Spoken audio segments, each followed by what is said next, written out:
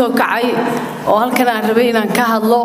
waxa weeyaan arrintan miisaaniyadda ku jirta ee halkan lagaga dhawaaqay waxa laga dhawaaqay oo laga hadlay waxa la Somaliland waxa ku qoran 400 Somaliland waxa weeyaan Somaliland wax wada hadalada lagu bixiyaa baalay horena 200 baan maqli jiray 200 baa Somaliland ku qorano wada hadalada Somaliland bay ku qoranta Somaliland wax wada hadal oo ka socda ma jiro 3 sano ee dawladda ku jirnay wada hadal Soomaaliya iyo Somaliland oo socda ma jiraan wax ku magacaabanina ma jiraan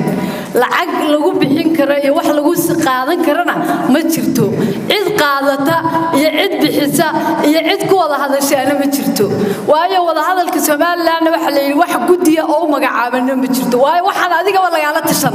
oo lagu weydiin adoo taagan oo mas'uuliyadaada ay jirto oo cid labada gole anaga ka tirsan labada gole cid naga la hadasho weydiisay ma jirto gudigaasna wax ka jira oo sharci ah ay yihiin ma jirto wax wada hadal oo Soomaaliya Somaliland 3 sano dhex yaalaan ma jiraan marka lacagta la leeyahay Somaliland mashaariicdiiba waraaqada la qoraya waa laga joojinaya waxa la Somaliland hal cuna qabateeyo mashaariicda laga joojiyo lacagaha laga joojiyo deeqaha soo galay laga joojiyo ma 400 baa wada hadal Somaliland lagu sheegay naaba waa xaraan Somaliland la iska daayo dhibaato inuu ku filan waa lagu hayaa mar warqad la qoro codka ifur maxay iga xidhaysaa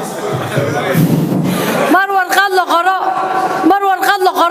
mar la dacweeyo mar la dhibaateeyo mar la caga la qaado oo qas iyo qaqlaan laga soo abuuro iyo dhibaato ku socota in ugu filan Somaliland way qabtaa dibna waan ku haynaa laakiin magaceedii 400 iyo xaaraanta laga joojiyo intaasan codsanaya midna gudoomiye miisaaniyadda in laga saaro